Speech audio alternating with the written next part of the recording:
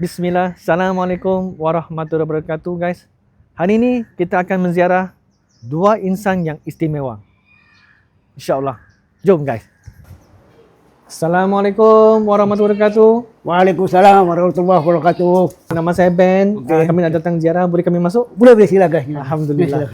Okey bang, tujuan kami datang ke sini. Okey. Kami datang ziarah lah, abang dan kakak lah. Okey, ya.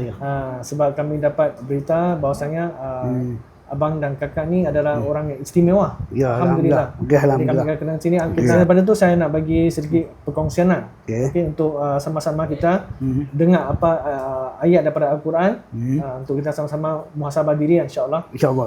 Okey, dalam Islam bang, nilai seseorang bukan pada rupa, fizikal atau kekurangan tubuh, tetapi pada iman, akhlak dan ketakwaan. Suami dan isteri yang dikurniakan keadaan istimewa seperti kedua bukan kekurangan di sisi Allah. Ya. Bahkan mereka dimuliakan jika bersabar dan saling menyempurnakan. Allah berfirman dalam surah Al-Hujurat ayat yang ke-13, wahai manusia, sesungguhnya kami menciptakan kamu daripada seorang lelaki dan seorang perempuan.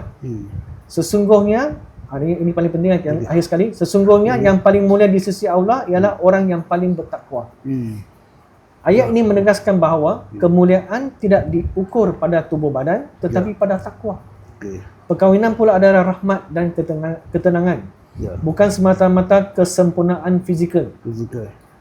Okey, dalam surah Ar-Rum ayat 21, dan di antara tanda-tanda kekuasaannya, dia menciptakan untuk kamu pasangan daripada jenis kamu sendiri, supaya kamu merasa tenang kepadanya, dan dia jadikan antara kamu kasih sayang dan rahmat.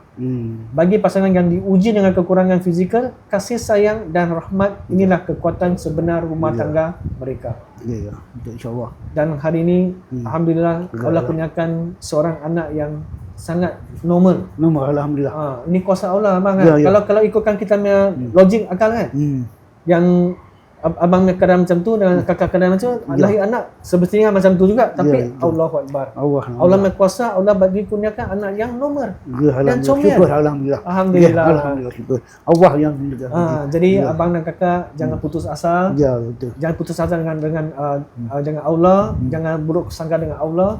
Apa yang baik semua dan yang tak baik pun datang daripada Allah. Yang penting kita sabar dan kita takwa kepada Allah. Dan redha lah, yang paling penting redha kepada Allah. InsyaAllah. Nanti Allah akan pemudahkan segala urusan. Tazkirah yang ringkas untuk abang, bukan hanya untuk abang tapi kepada diri saya juga.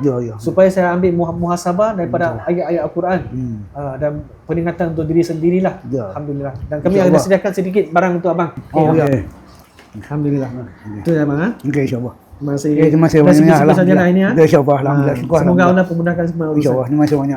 Assalamualaikum warahmatullahi wabarakatuh. Waalaikumsalam warahmatullahi Jumpa lagi bang. InsyaAllah. Alhamdulillah kita sudah selesai ziarah kakak dan abang yang istimewa. Jadi sebarkanlah video ini supaya dapat memberi manfaat kepada orang yang di luar sana. InsyaAllah.